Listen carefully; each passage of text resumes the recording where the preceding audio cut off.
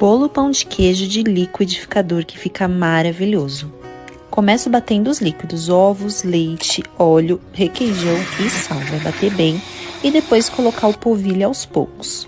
Coloca o queijo ralado, mexe com a colher, coloca o fermento, termina de mexer com a colher também e aí é só colocar na forma que eu untei com margarina e queijo parmesão ralado. Coloquei mais um pouquinho de queijo, levei para assar e olha esse resultado, fica perfeito. Salva a receitinha para fazer depois.